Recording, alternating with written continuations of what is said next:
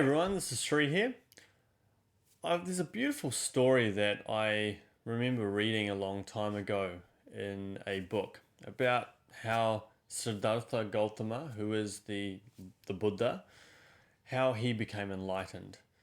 And I always try and use this as a bit of a tool, as a bit of a technique, if you like, whenever I'm feeling down or if I'm being challenged with any of those, demons, I guess, that we sometimes are plagued with in our own minds, because we all have them, and I think one of the challenges that we all face as human beings is that we're always trying to cling to all the beautiful, happy, positive emotions, but trying to, kind of push away all the bad stuff. I know that's how I used to operate a lot. I used to, if I ever felt any negativity or fear, I'd want to distract myself or do something else so that I wouldn't have to face it. And I'd be trying to chase and pursue all those other emotions, and hence, I wanted to, be a professional cricketer. I wanted to, make all this money, etc., so that I didn't have to face all of those dark things. And it kind of took me to, this particular story of the Buddha. And one day, Siddhartha Gautama was sitting under what they call the Bodhi tree and seeking solitude. And then what he was faced with was the shadow. And actually, the god Mara, who represents, well, in Sanskrit, the word Mara means delusion. And so the god Mara represented all of those shadow parts of him, all of the greed and the hatred and so forth. And he was firing all these arrows.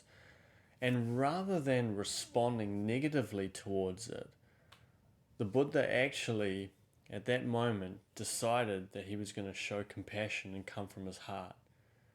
And as he opened his heart and found love in it for those arrows that were being fired and all of the greed and the hatred as that was being showered towards him, he did one thing.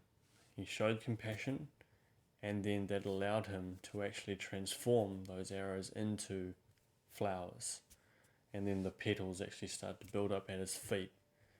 And he found this extreme feeling of just peace when he embraced the shadow of himself.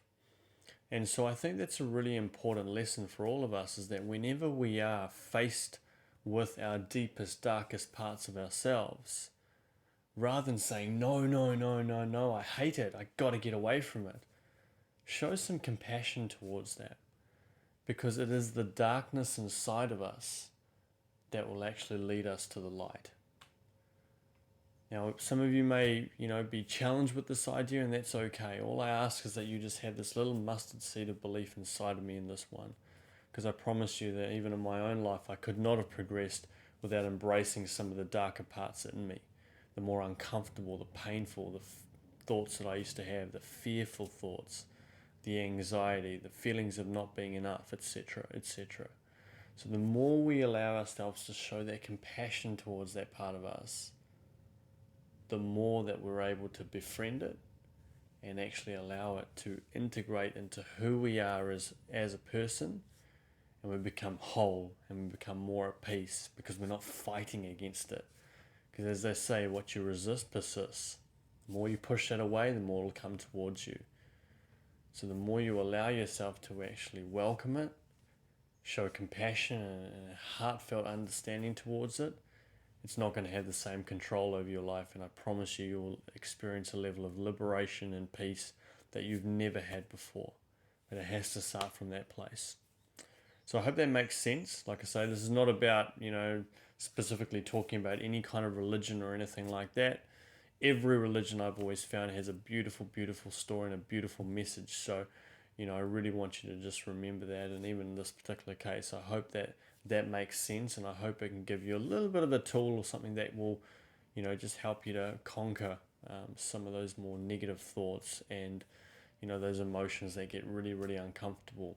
And why this is important in relationships is that if we can't show up in a relationship as the best version of ourselves, as the loving part that we need to be, then that's when all the fear gets projected outwards. And we're never going to serve our partner, or we're never going to be the person that we need to be in the relationship. because typically a relationship is a reflection of some of the more difficult emotions that we have to face inside of us. So the more we can recognize it, the more we're able to actually, heal ourselves in the process. So I hope that all makes sense. Any questions, please let me know. Please do like this video if you have enjoyed it. If you want to keep receiving videos like this, then please do subscribe to this channel. And thank you very much, and all the very best.